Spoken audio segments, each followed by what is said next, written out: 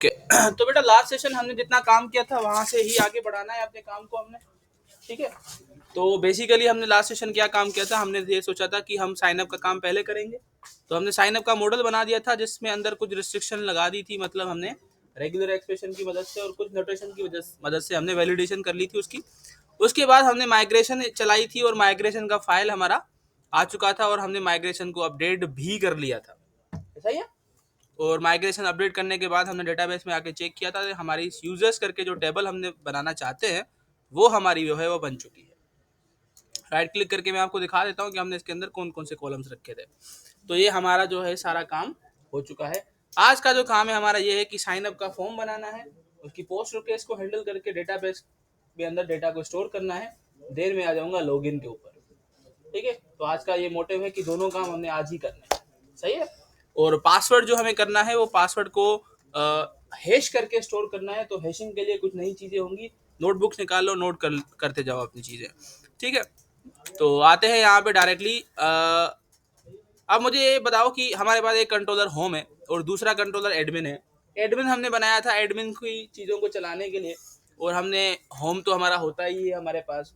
तो मैं कहता हूँ कि आज एक नया कंट्रोलर बनाते हैं, यूजर का साइन अप का काम और लॉगिन का काम उसमें करेंगे, सही है। बेहतर रहेगा, चीज़ें सेपरेट होंगी तो और भी चीज़ें आसान रहेगी हमारे लिए। तो मेरे हिसाब से तो हम नया कंट्रोलर बनाएंगे आज। तो एड कंट्रोलर कर लेते हैं।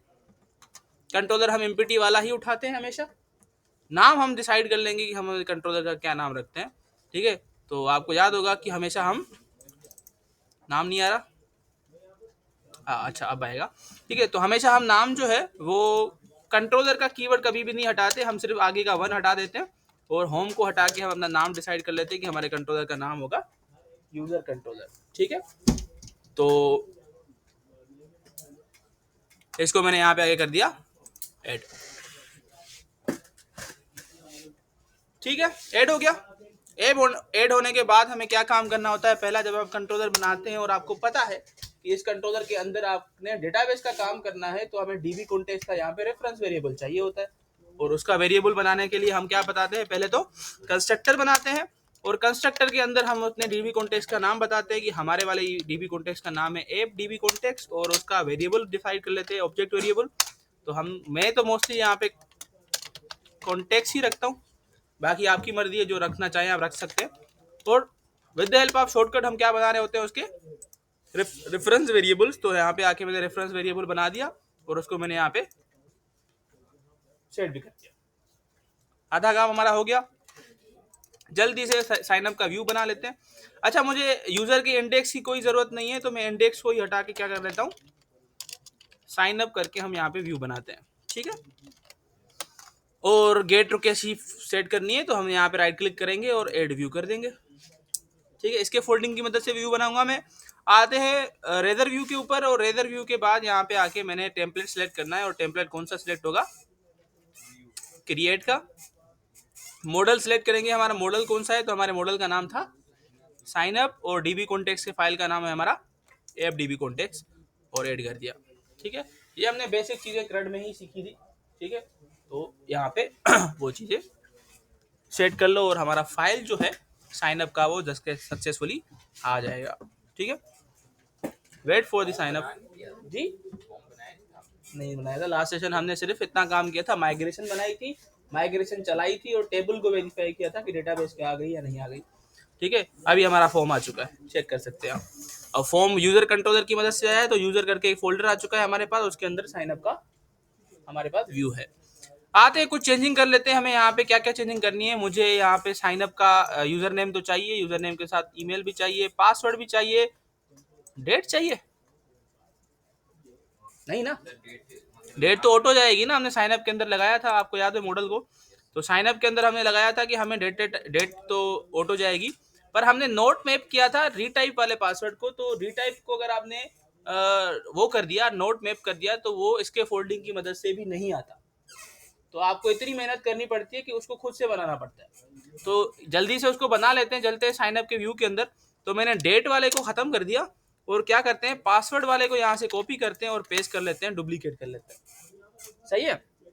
और उसके साथ साथ हम क्या करेंगे, हम इसके नाम जो है ना वो चेंज कर लेंगे। तो यहाँ पे आके हम नाम चेंज कर लेते हैं। साइन अप के मॉडल में अंदर चला गया वापस में, और हमने रीटाइप वाले पासवर्ड की फील्ड रखी थी रीटाइप।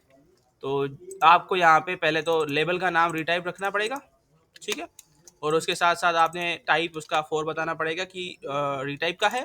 और जब एरर मैसेजेस आएंगे तो वो भी रीटाइप की वजह से ही।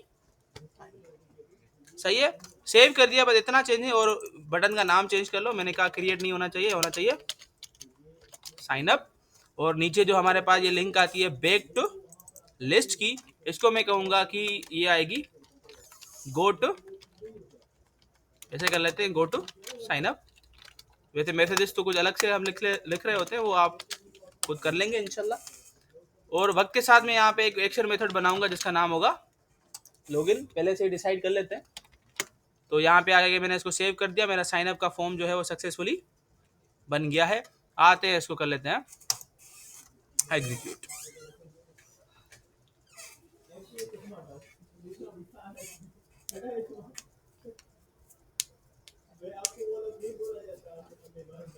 अच्छा, नेव बार के अंदर भी हमें ये चीज़ रखनी थी, पर मैंने नेव बार के अंदर नहीं रखी, उसको भी रख लेते हैं। पहले मैं यहाँ से खुद से चला देता हूँ कि यूजर के कंट्रोलर के अंदर हमने एक एक्शन मेथड बनाया है जिसका नाम है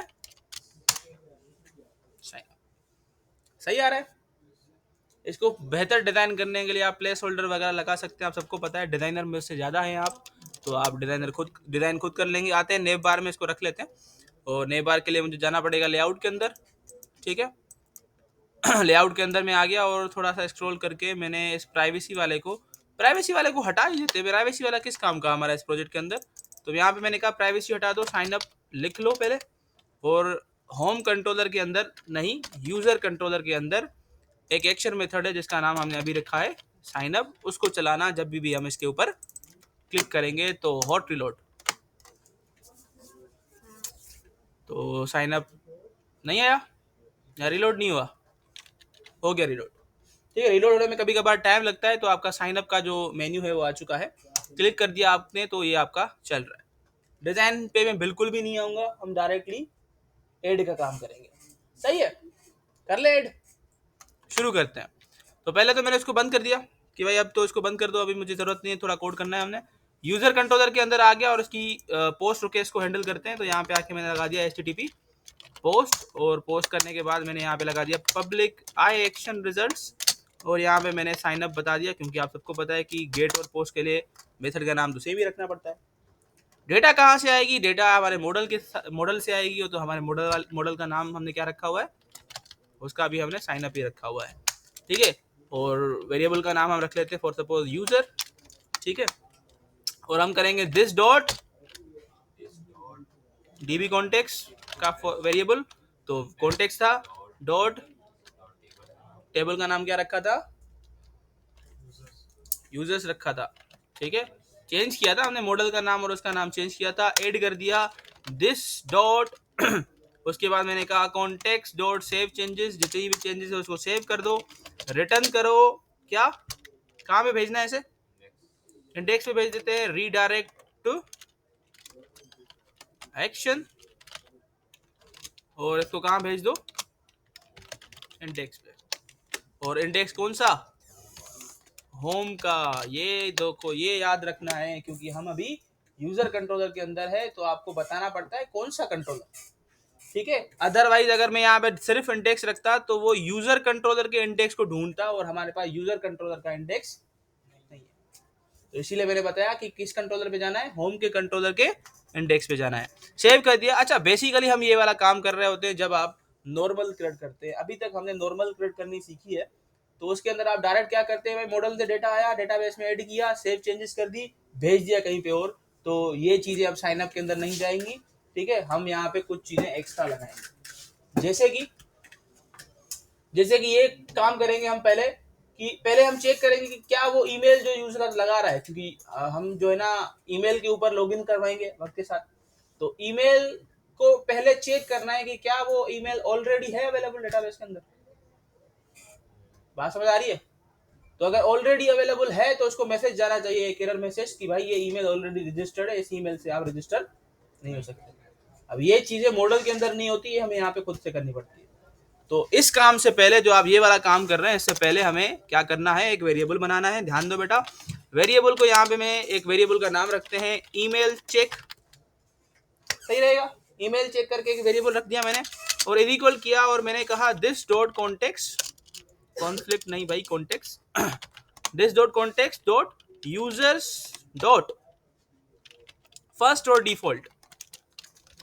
याद है इस फंक्शन का काम, हम फाइंडिंग के लिए यूज करते हैं ये वाला फंक्शन, तो अभी भी मुझे फाइंड ही तो करना है।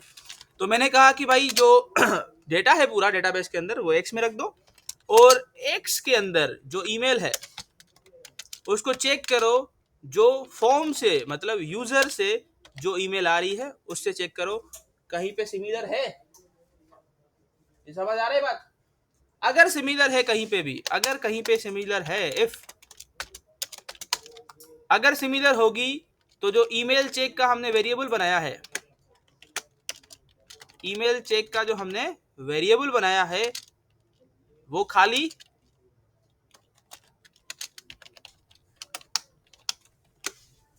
नहीं होगा। अगर बंदा मिल जाएगा उसको तो बंदा वो फाइंड होके आ जाएगा ना। तो अगर मैंने कहा कि वो खाली नहीं है तो क्या करो, एक मैसेज भेजो। तो मैं यहाँ पे मैसेज भेजने के लिए टेम्प डेटा का यूज करूंगा। मेरे ख्याल में आपको याद होगा टेम्प डेटा हमने यूज किया है, ठीक है। यहाँ पे मैंने एक की लगा दी, नाम रख दिया एरर, और एरर के अंदर मैंने यहाँ पे एक मैसेज दे दिया कि भाई email is already registered. Email जो है वो ऑलरेडी रजिस्टर्ड है और रजिस्टर्ड के बाद आपने क्या करना है, यहाँ पे रिटर्न कर देना है उसको सेम व्यू के ऊपर। तो व्यू रिटर्न करेंगे और उसको सेम डेटा के साथ भी करना है। तो यहाँ पे हम डेटा पे भेज देंगे कि आपने जो डेटा लिखी है वो वापस अपने साथ ले जाओ, ठीक है। अब इसको चेक करने के लिए हमें इस मैसेज को जो है ना वो गेट करना पड़ेगा कहीं ना कहीं, ठीक है। तो मैसेज गेट करने का क्या तरीका है, आते हैं हम अपने साइन अप के व्यू के अंदर जहाँ पे हमने साइन अप बनाया है। एरर मैसेज के लिए आपको कहीं ना कहीं कोई जगह ढूंढनी पड़ेगी जहाँ पे आपको एरर रखना है, ठीक है। तो एक काम कर लेते हैं, यहाँ पे आके मैं डिसाइड कर लेता हूँ, नीचे नीचे रख देते हैं, बिल्कुल सही रहेगा। वैसे होता तो ऊपर है पर हम CSS करके उसको ऊपर कर देंगे, कोई मसला नहीं है। मैंने यहाँ पे लगाया इफ अगर टेम्प डेटा कि जो की एरर रखा था ना, की का नाम, अगर वो खाली नहीं है, सही है, अगर वो खाली नहीं है मतलब उसमें कुछ आ रहा है, तो अगर उसमें कुछ आ रहा है तो आपने क्या करना है, एक टैग बनाना है। मैं उस टैग का नाम स्पेन रखता हूँ क्योंकि आप सबको याद होगा HTML के अंदर स्पेन एक ऐसा टैग होता है जिस टैग के अंदर जो है जो साइज अपनी नहीं ऑक्यूपाई करता, वो डायरेक्ट अपना काम कर रहा होता है। तो यहाँ पे उसके ऊपर मैंने कुछ कलर लगा दिया, बूटस्ट्रैप के क्लासेस लगा दिया अलर्ट, और अलर्ट का कलर लग दिया डेंजर, और डेंजर के साथ थोड़ी सी पैडिंग दे देते हैं हम इसको। और पैडिंग इसके अंदर हम बता देते हैं कि हमें टेम्प डेटा का वो वैल्यू जो है आपने प्रिंट करना है, उस वैल्यू का नाम है एरर। ये समझ आया? ठीक है, यहाँ तक कोई सवाल? फजल क्लियर है? ठीक है। अब ये होगा कि जब भी एरर आएगा तो ये हमारे पास जो है ना वो आ जाएगा, ये जाएगा नहीं। तो इसको खत्म करने के लिए यहाँ पे एक मैं आईडी दूंगा इसको, ठीक है। आईडी इज इक्वल टू और नाम रख लेते हैं फॉर सपोज मैसेज, कुछ भी आप रख सकते हैं आईडी का नाम। और नीचे आके मैं स्क्रिप्ट का टैग लगाऊंगा और स्क्रिप्ट के टैग के अंदर मैं यहाँ पे एक फंक्शन लगाऊंगा सेट टाइम आउट। ये मेरे ख्याल में अगर किसी ने यूज किया हो तो उसको पता होगा सेट टाइम आउट का काम क्या होता है। कि हम उसको पहले तो एक फंक्शन बताते हैं कि आपने एक फंक्शन चलाना है और वो फंक्शन कितने टाइम तक चलेगा। 300 का मतलब क्या होता है, 3 सेकंड, 3 सेकंड के लिए चलेगा। और वो क्या करेगा वो आपको बताना पड़ेगा। तो मैं यहाँ पे आके लगा दूंगा $, jQuery यूज कर रहा हूँ मैं, और यहाँ पे आके मैंने लगा दिया हैश। जो हमारा मैसेज का हमने आईडी बनाया है उसको क्या करेगा, वो डॉट फेड आउट करेगा, ठीक है। फेड आउट हमारे पास एक फंक्शन होता है जो उसको क्या करेगा, थोड़ा बिलर करके गायब कर देगा, हाइड कर देगा। और मैं इसको कहूंगा कि थोड़ा वो स्लोली करना है आपने, ठीक है। इतना सा काम। इसको मैंने यहाँ पे आके सेव कर दिया। सेव करने के बाद इसको ट्राई करते हैं, और ट्राई करने के लिए मैंने इसको कर दिया स्टार्ट। अच्छा, अब पहली मर्तबा तो एरर आएगा ही नहीं, क्योंकि अभी तक हमने किसी को साइन अप किया ही नहीं। तो पहले तो एक बंदा रजिस्टर हो जाएगा, उसके ऊपर इसका एरर चेक करेंगे। सही है, तो देखते हैं हमारा एरर सही से हो रहा है या नहीं हो रहा। ठीक है, रिकॉर्डिंग हो रही है। मुझे बंदूक चाहिए कोई।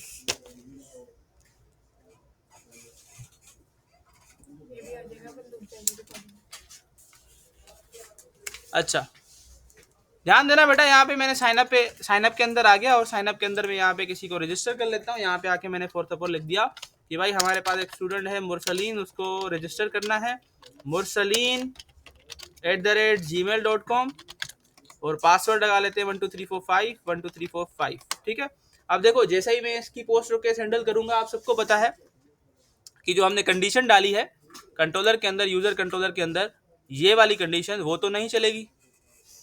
रीजन, क्योंकि पहला बंदा जा रहा है डेटाबेस के अंदर, तो ईमेल तो मैच किसी के साथ होगी ही नहीं, तो ये इफ नहीं चलेगी। डायरेक्टली क्या होगा, जितना भी डेटा हमारे फॉर्म से आएगा वो हो जाएगा ऐड होने के बाद सेव होने के बाद हम कहाँ चले जाएंगे, इंडेक्स के अंदर। चले जी, क्लिक करते हैं साइन अप के बटन के ऊपर। ठीक है, तो ये जैसे ही मैंने इसके ऊपर क्लिक किया और हमारे पास यहाँ पे एक एरर आ गया। एरर क्या कह रहा है कि login failed, the login is from the unauthorised admin and can not be integrate authentication. नहीं, ये मसला कोई और है।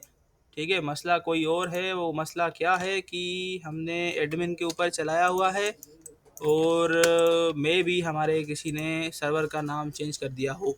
ठीक है, चलो जी, सर्वर का नाम चेक कर लो एक बार। मैं आता हूँ ऐप setting.json के अंदर। ठीक है, और हमारे सर्वर का नाम ये पेस्ट कर दिया। सही तो है, सही है, सब कुछ परफेक्ट है। ठीक है, तो ये एरर हमारे पास नहीं आना चाहिए, क्योंकि हम तो यहाँ पे सिर्फ चेक कर रहे हैं यूजर्स को। क्या गलती है, डीबी कॉन्टेक्स्ट का फाइल खोलो।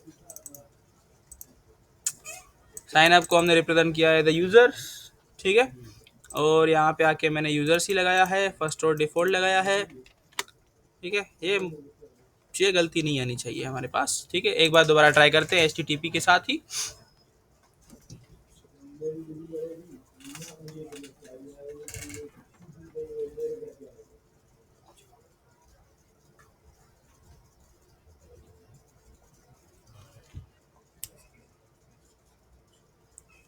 बेटा चेक कर लेना, एक सेकंड। यहाँ पे आके मैंने पहले मुरसलीन दोबारा लगा दिया, mursaliin@gmail.com लगा दिया, पासवर्ड इज 1234 और साइन अप। अब अगर अभी भी एरर आया तो हम एक और काम करेंगे जिसकी मदद से ये प्रॉब्लम हमारा सोल्व हो जाएगा। नहीं आया एरर, क्या मसला था? मे भी सर्वर के नाम में कोई चेंजिंग हो, पर हमें नजर नहीं आई हो, इसी वजह से आया होगा। ठीक है, स्पेस का कोई मसला होगा। ठीक है, हो गया रजिस्टर आपके सामने, मैंने कोड के अंदर कुछ भी नहीं किया।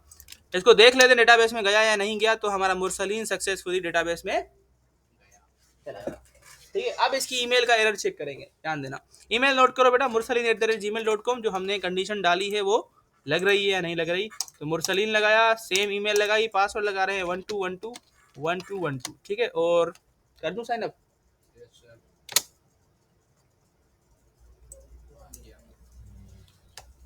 Email is already registered, clear है। और आपको नजर आ रहा होगा कि पासवर्ड तो हट गया, क्योंकि पासवर्ड का टाइप पासवर्ड है तो हट जाता है। बाकी नाम और ईमेल वही पड़ी हुई है। तो हम यहाँ पे ज़्यादा से ज़्यादा क्या करेंगे, चेंज करेंगे। तो यहाँ पे सपोज मैंने आगे कहा कि भाई हमारे पास एक दूसरी पर्सनैलिटी भी है क्लास के अंदर। ठीक है, शहरियार खान अब्बासी साहब, और यहाँ पे आके मैंने शहरियार, पासवर्ड 1234 और यहाँ पे रजिस्टर। Is it perfect? सही है, साइन अप हो रहा है सही से। बस साइन अप के अंदर एक और चीज करनी है कि मैंने जैसे आपको स्टार्टिंग में कहा कि भाई पासवर्ड हैश होना चाहिए। ऐसा ही है ना, रियल टाइम एप्लीकेशन में ऐसा ही होता है कि आप पासवर्ड कभी भी अपने आप के पास नहीं रखते, आप पासवर्ड हैश करते। तो उसके लिए एक लाइब्रेरी लगती है, लाइब्रेरी नोट कर लो।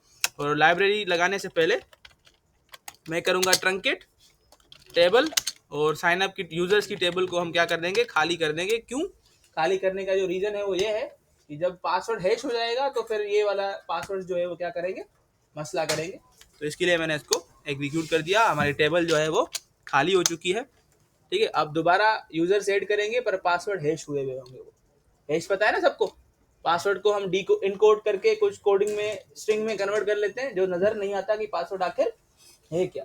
बेसिकली रियल टाइम एप्लीकेशन में भी यही काम होता है कि डेवलपर को, ओनर को, साइट के ओनर को भी पता नहीं चलता कि इस बंदे की यूजर का आईडी पासवर्ड क्या है, क्योंकि इसको हैश डिकोड करना एक बड़ा हेडेक है। ठीक है, आते हैं इसको ट्राई करेंगे। अब उसके लिए आपको एक लाइब्रेरी नोट करनी है बेटा। चलते हैं टूल के अंदर, नगेट पैकेज मैनेजर के अंदर, और मैनेज नगेट पैकेजेस के अंदर जाएंगे और लाइब्रेरी का नाम है bcrypt.net नेक्स्ट।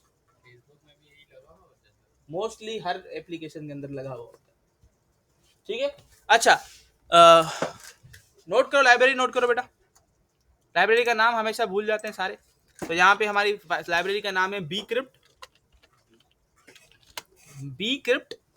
ठीक है, .net नेक्स्ट, ये फर्स्ट वाली नजर आ रहा है, और ये बनाई गई थी बाय क्रिस मैकी, बंदे ने बनाई थी। अच्छा, हमारे पास bcrypt की 3 ऑप्शन है, नजर आ रहा है, एक कोर है, एक खाली bcrypt है, और नेक्स्ट है। तो हम जो उठाएंगे वो नेक्स्ट होगा। क्यों? क्योंकि नेक्स्ट हमारे पास लेटेस्ट वर्जन में नजर आ रहा है 4.0.3, बाकी ओल्ड वर्जन है, तो कभी कभार वर्जन के इशू की वजह से ये काम नहीं करते, तो हम हमेशा फर्स्ट वाला यूज करते हैं। प्रोजेक्ट का नाम सिलेक्ट किया आपने, और प्रोजेक्ट के नाम के बाद आपने इंस्टॉल के ऊपर क्लिक करना है। ठीक है, लाइब्रेरी इंस्टॉल करना आपको आती है तो बस ये लाइब्रेरी आपको लाजमन चाहिए, अदरवाइज काम नहीं होगा बेटा। वो जो डिपेंडेंसी है ना, वो सिर्फ उन 3 लाइब्रेरीज के ऊपर है जिससे आप डेटाबेस कनेक्टिविटी करते हैं, इन बाकियों पे नहीं। बाकियों को तो सिर्फ हम यूज कर रहे हैं ना। ठीक है, तो भाई ये इंस्टॉल हुई या नहीं हुई? अभी तक हो रही है, हो रही है, हो रही है, होने दे, नहीं तो मसला हो जाएगा आगे।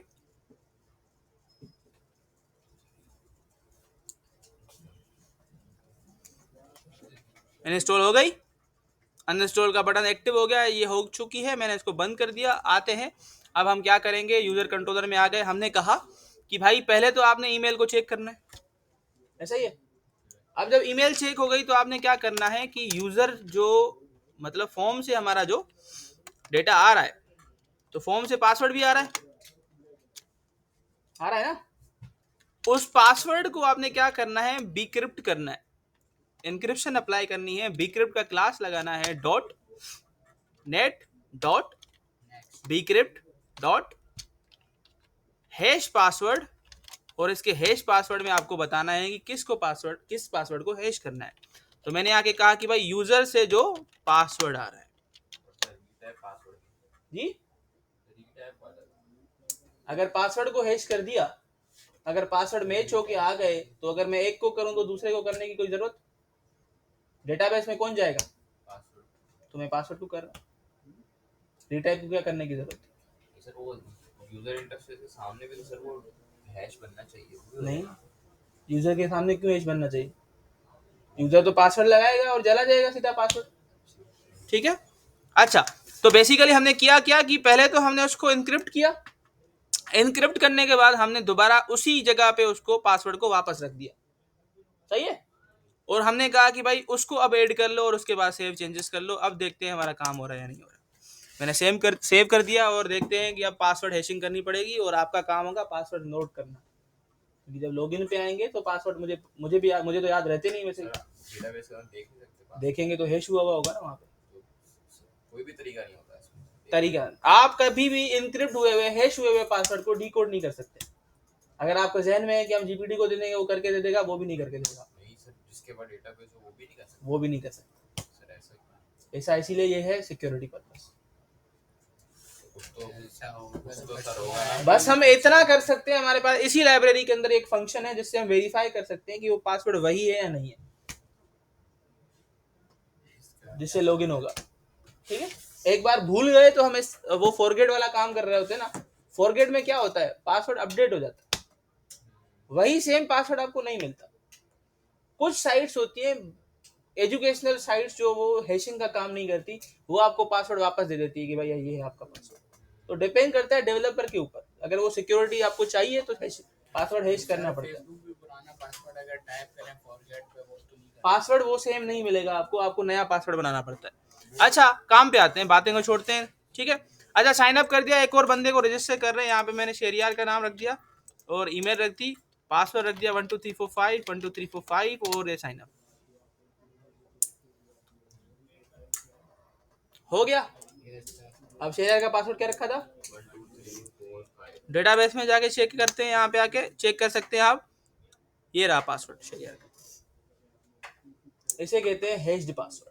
अगर यही लगाते नहीं खुलेगा, क्योंकि वहां पे उसको पासवर्ड वही चाहिए, ठीक है। अब वो लॉगिन के अंदर समझते हैं। तो बेटा साइन अप समझ आ गया, किस तरीके से पासवर्ड हैशिंग परफॉर्म होती है, समझ आ गई, ठीक है। छोटी सी लॉजिक थी, कोई बड़ी लॉजिक नहीं थी, हमने लगा दी। एक और बंदे को ऐड कर लेते हैं, मुरसलीन को ऐड कर लेते हैं। यहाँ पे आके मैंने यहाँ पे आईडी लगा दी 1234124, ये साइन अप, 2 बंदे हो गए।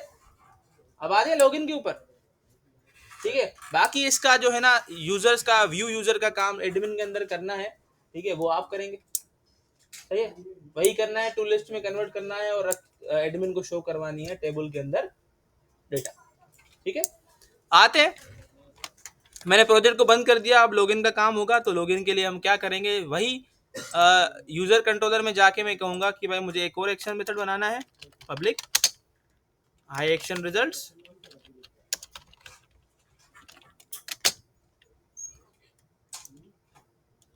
हाई एक्शन रिजल्ट्स, नाम रखते हैं लॉगिन। पहले तो हम लॉगिन का क्या बनाएंगे, व्यू बनाएंगे। तो रिटर्न कर दिया, और रिटर्न करने के बाद यहाँ पे मैंने लगा दिया व्यू, कि भाई व्यू बनाना है।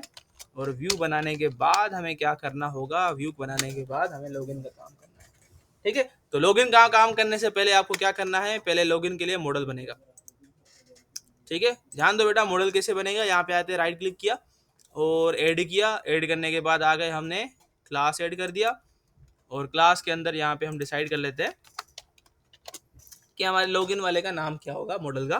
तो यहाँ पे मैं लिखने वाला हूँ लॉगिन।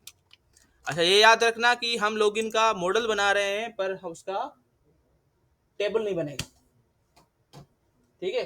तो जब आपको किसी का मॉडल बनाना होता है और टेबल नहीं बनानी होती, तो उसका मेन मकसद, उसका काम तो यही करना पड़ता है कि आपको सिर्फ मॉडल बनाना होता है। डीबी कॉन्टेक्स्ट के अंदर डीबी सेट नहीं लगाते तो वो टेबल नहीं बनाते। बात समझ आई, ठीक है।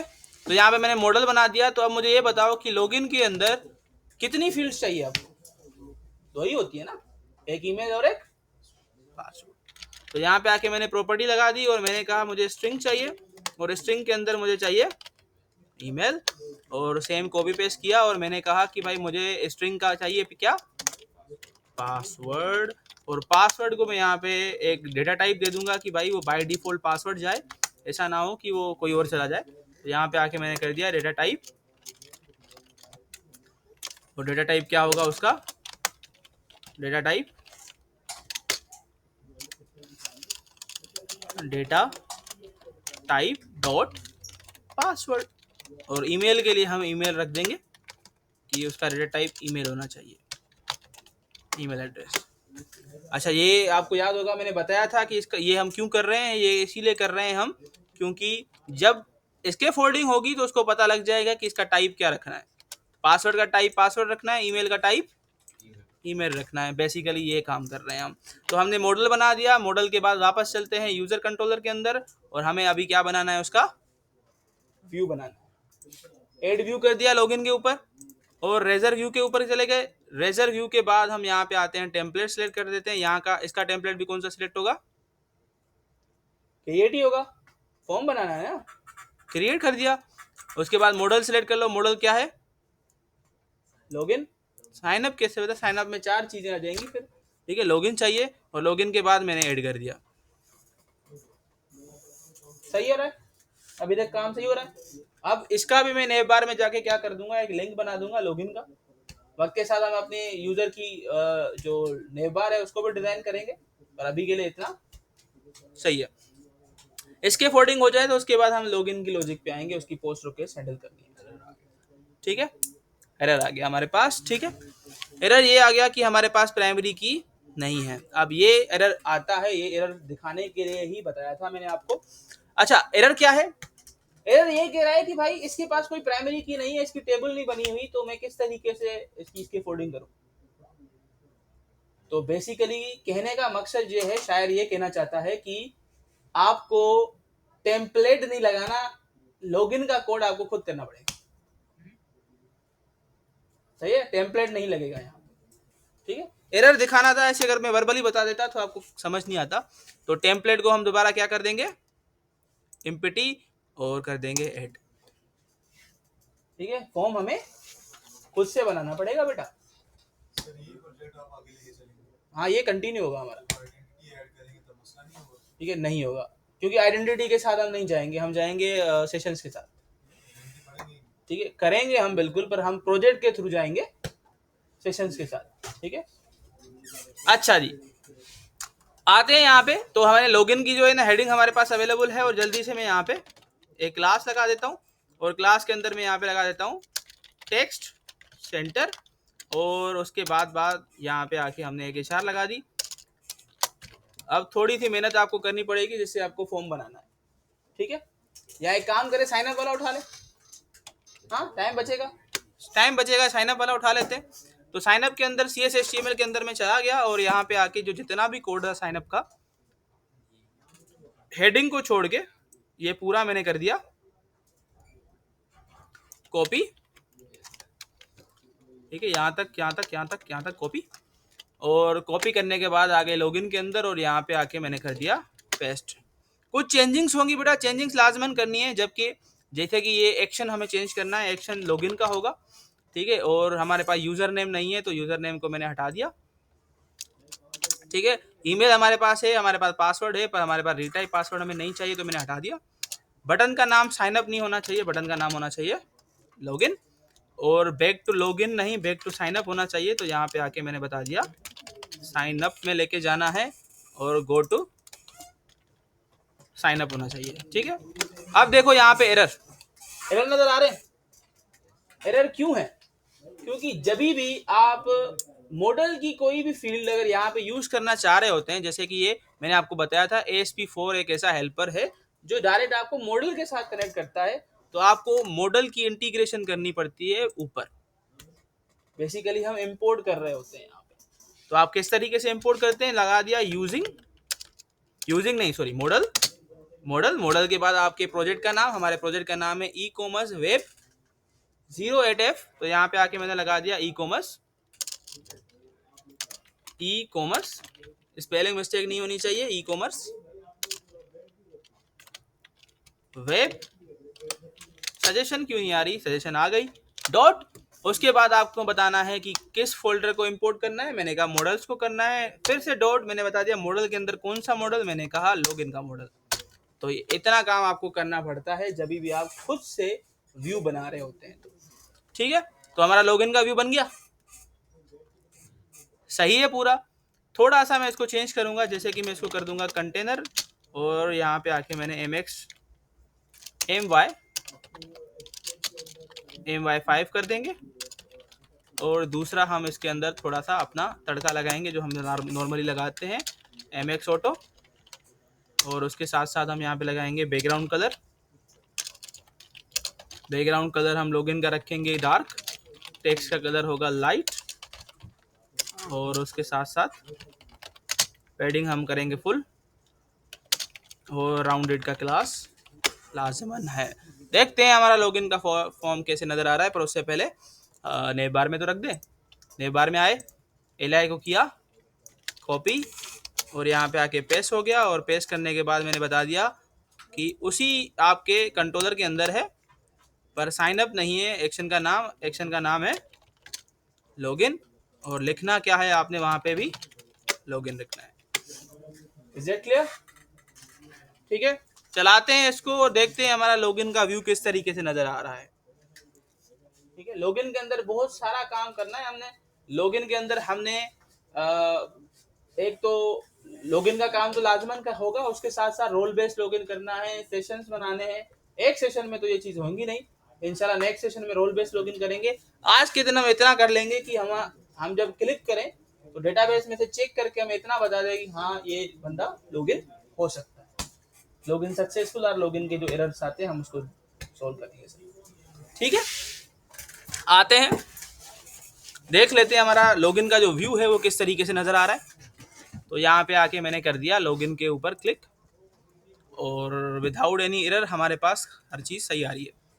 सही है, ठीक है। एक तो बटन बस अच्छा नहीं लग रहा, बटन को थोड़ा सेट कर लेंगे। आते हैं लॉगिन के अंदर, और मैंने कहा कि एक तो टेक्स्ट सेंटर करना है आपने इसको। क्या हुआ बेटा, हैंग हो गया? अच्छा नेट चली गई, नेट चली गई।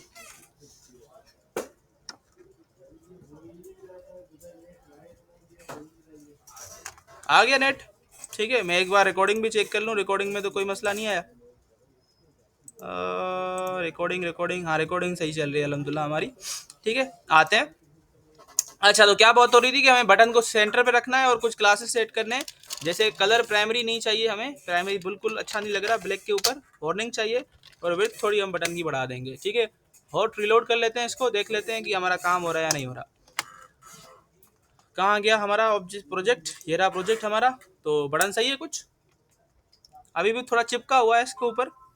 अब इतना काम कर लिया है तो एक चिप्स ले ही लेते हैं, मतलब थोड़ा काम और कर लेते हैं। यहाँ पे आके मैंने एम्प्टी लगा दिया, सही है। और ये अब कुछ बेहतर है, नहीं है लॉगिन।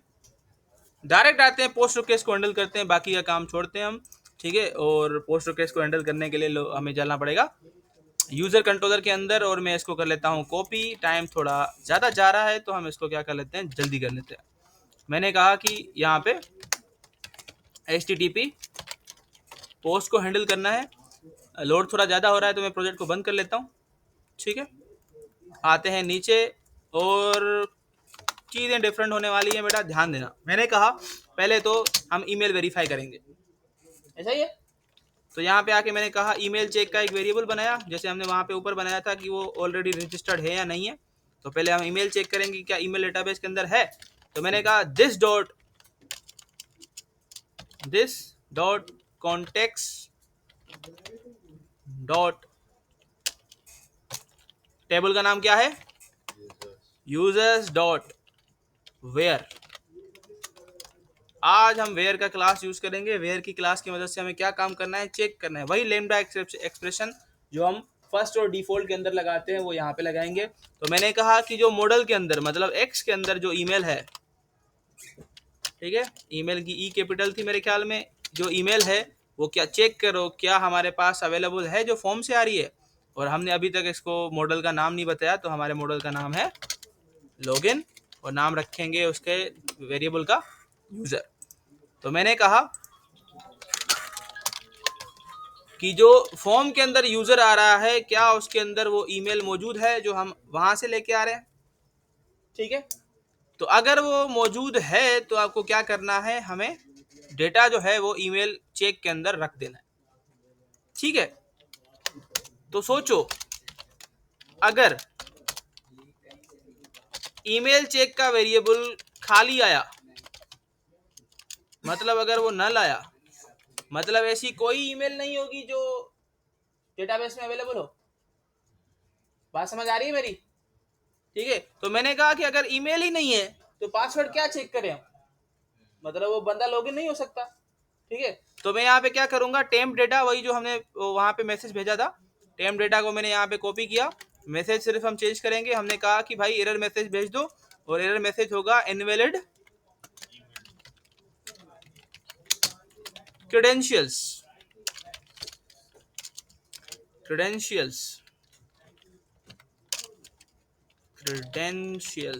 अच्छा सही है, ओके। और उसके बाद रिटर्न कर दो व्यू, और उस व्यू के ऊपर वही डेटा भेज दो जो वो अपने साथ लेके आ रहा है। तो मैंने कहा यूजर का वेरिएबल भेज दो,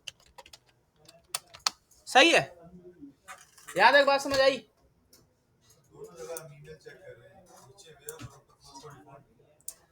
ऊपर हम डेटाबेस में से चेक कर रहे हैं, देखे।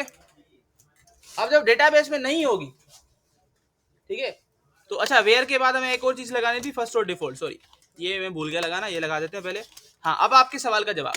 तो बेटा बेसिकली हम with the help of where check कर रहे हैं कि क्या वो डेटाबेस में है या नहीं है, ऐसा ही है। अगर होगी तब भी क्या होगा, कुछ नहीं होगा, डेटाबेस में हमें ईमेल चेक के वेरिएबल में डेटा चला जाएगा। अगर नहीं होगी तब डेटा नहीं जाएगा। यूजर को तो हमें बताना है ना कुछ ना कुछ। तो हमने कहा कि अगर आ गई, अगर नहीं आई मतलब वो खाली है, तो उसको बता दो कि भाई आपके जो क्रेडेंशियल आपने डाले हैं वो वैलिड नहीं है, सही है। और उसको कहीं कहीं और जगह पे नहीं भेजना, वहीं पे रोक के रखो, और जो उसने ईमेल डाली है वो उसको दिखा दो कि ये जो ईमेल आपने डाली है वो वैलिड नहीं है। सही हो गया। और अगर ईमेल पड़ी हुई होगी तो इफ ट्रू ही नहीं होगी, बाकी का काम नीचे होगा, वो जो मैंने किया नहीं अभी। अब अगर ईमेल वेरीफाई होगी तो पासवर्ड भी करना है। तो मैंने कहा इफ, अगर चेक करो, हमने पासवर्ड को हैश किसकी मदद से किया था, bcrypt की मदद से। तो मैं यहाँ पे पहले नोट ऑपरेटर लगाऊंगा, और मैंने कहा bcrypt की जो लाइब्रेरी है हमारे पास, ठीक है, bcrypt की जो हमारे पास लाइब्रेरी है, ये तो सजेशन नहीं आ रही, आ गई, bcrypt.net.bcrypt. अब हमने हैश पासवर्ड करने के लिए हैश पासवर्ड का फंक्शन यूज किया था। अब यहाँ पे हमारे पास दूसरा फंक्शन है जिसका नाम है वेरीफाई, ठीक है। अब वेरीफाई जो हमारा फंक्शन है, इसको दो चीजें चाहिए, इसको देख लो आप। मैं पॉइंटर नहीं हटा सकता, तो आप चेक कर सकते हैं कि पहला उसको टेक्स्ट चाहिए और दूसरा उसको चाहिए हैश हुआ पासवर्ड। तो पहले तो मैं उसको टेक्स्ट दूंगा जो यूजर लिखेगा फॉर्म में, और वो किस वेरिएबल में पड़ा हुआ है, यूजर डॉट पासवर्ड के अंदर, सही है। और हैश हुआ पासवर्ड कहाँ से आएगा, हैश हुआ पासवर्ड आएगा जब ईमेल वेरीफाई हो जाएगी, तो इस वेरिएबल में होगा वो हैश हुआ पासवर्ड। तो मैंने कहा कि ईमेल चेक जो है हमारे पास वेरिएबल, उसके अंदर जो हैश हुआ पासवर्ड है उसके साथ क्या करो, वेरीफाई करो। अगर वो वेरीफाई नहीं हो रहा, अगर वो वेरीफाई नहीं हो रहा, तो सेम तरीके से ये मुझे एक मैसेज भेज दो, और मैसेज के साथ साथ उसको वहीं पे रखो और बता दो इनवैलिड पासवर्ड। अच्छा यहाँ पे एरर आ रहा है, क्या गलती की है मैंने, अच्छा ये डबल ब्रैकेट लग गई है गलती से, नहीं डबल ब्रैकेट तो नहीं है, खुद चला गया है, मेरा पीसी इतना लोड कर रहा है समझ नहीं आ रहा, ठीक है। अच्छा सेव कर दिया, ये इफ समझ आई कि अगर पासवर्ड वेरीफाई नहीं होगा तो इनवैलिड पासवर्ड कहा जाएगा। और अगर सोचो ईमेल भी ओके है, पासवर्ड भी ओके है, तो मतलब बंदा सही है। तो मैंने कहा कि भाई आपको पहले तो मैसेज मिलेगा एक, कॉपी और पेस्ट, और उसका हम की चेंज करेंगे, हम रखेंगे उस की का नाम सक्सेस, और हम कहेंगे कि भाई अगर आपकी पासवर्ड भी परफेक्ट है, आपका ईमेल भी परफेक्ट है, तो लॉगिन सक्सेसफुल। और जब लॉगिन सक्सेसफुल हो जाए तो रिटर्न कर दो, मुझे रीडायरेक्ट कर दो, कहाँ पे, इंडेक्स में, किसका इंडेक्स, होम का इंडेक्स। इस पूरी लॉजिक में कोई सवाल, मुरसलीन क्लियर है, पक्का, बदल ट्राई करें, ठीक है, ट्राई करते हैं। सेव किया, पर ट्राई करने के लिए मैंने अभी तक इस की को फेच नहीं किया इंडेक्स के अंदर, क्योंकि नहीं तो हमें मैसेज नहीं मिलेगा वो लॉगिन सक्सेसफुल वाला, तो वो कर लेते हैं पहले। तो मैंने क्या किया, यहाँ पे आके ये जो हमने इफ वगैरह लगाई थी इसको किया कॉपी, आते हैं हम अपने इंडेक्स के फाइल के अंदर, इंडेक्स के अंदर, और ये इंडेक्स पे क्या पड़ा हुआ है, अच्छा ये उसका इंडेक्स है ना, होम का इंडेक्स कहाँ गया, ये होम का इंडेक्स खोल लिया मैंने, और इसके अंदर मैं यहाँ पे लगा देता हूँ बिल्कुल टॉप पे कि एरर मैसेज आए तब भी एरर मैसेज शो होना चाहिए। दूसरी इफ में लगा रहा हूँ कि अगर कोई सक्सेस मैसेज आ रहा है तो सक्सेस मैसेज भी शो होना चाहिए। तो मैंने इसको कर दिया कॉपी पेस्ट, और इसको लॉगिन पे शो नहीं करवा रहे हम, क्योंकि हम कह रहे हैं जब लॉगिन सक्सेसफुल हो जाए तो रीडायरेक्ट कहाँ होके आ जाए, एरर वाला तो वहीं पे ही होगा, पर वक्त के साथ हमें एरर की भी जरूरत पड़ती है, क्योंकि ये वाला काम तो हम एक बार करते हैं ना, वक्त के साथ हम एड टू कार्ड का काम करेंगे, इस किस्म का काफी सारा काम करेंगे, तो वहां पे भी तो एरर भेजेंगे हम। तो मेहनत एक बार है, करनी पड़ेगी आपको, ठीक है। तो सेव किया इसको मैंने और यहाँ पे आके मैंने कर दिया एग्जीक्यूट, ठीक है। देखते हैं हमारा काम हो रहा है नहीं हो रहा। हमारे पास डेटाबेस के अंदर कितने यूजर रजिस्टर्ड है उसको देख लो पहले। तो हमारे पास 2 है, एक मुरसलीन है और एक शरियार है। पासवर्ड याद है क्या रखा था आपका? 5 तक था पक्का? मेरे ख्याल में 1212 पे रखा था, एक का मैंने लगाया था यार। अच्छा चलो चेक कर लेते हैं डेटा आई या नहीं आई, ठीक है। अभी तक प्रोजेक्ट चला नहीं मेरा क्योंकि सिस्टम मेरा बहुत ज़्यादा स्लो चल रहा है, ठीक है। यहाँ तक ओवर कर देंगे क्लास को अगर हमारा वेरीफाई सब कुछ हो गया तो, ठीक है। अगर लॉगिन सक्सेसफुल का मैसेज भी मिल गया, इनवैलिड का भी मैसेज मिल गया, पासवर्ड का भी चेक करेंगे, ईमेल का भी चेक करेंगे, देन आगे बढ़ेंगे, सही है। आते हैं, मैंने यहाँ पे कर दिया। अच्छा साइन अप तो हुआ है ना, लॉगिन कर लेते हैं। तो यहाँ पे आके मुरसलीन का ट्राई कर लेते हैं। मुरसलीन का पासवर्ड क्या था?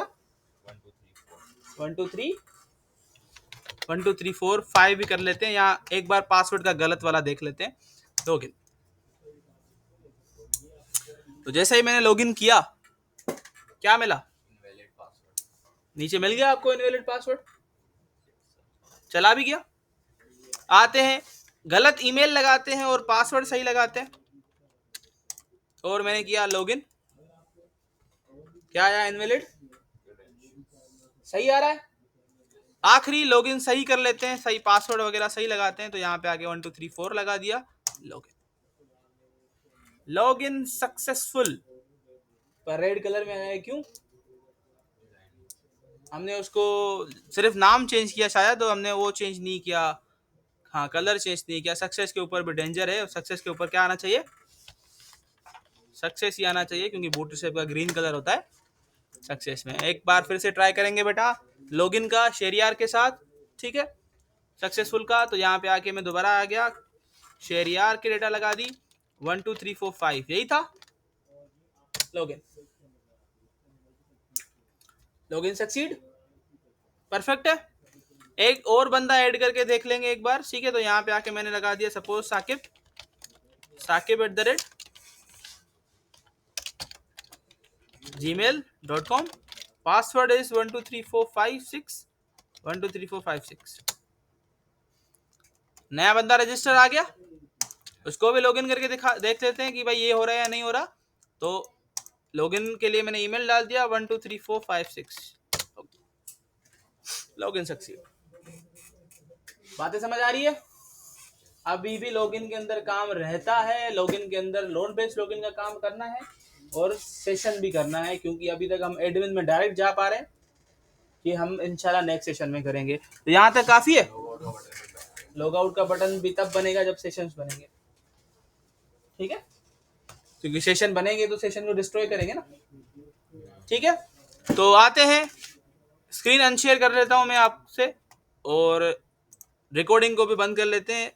सही है, आज के लिए इतना।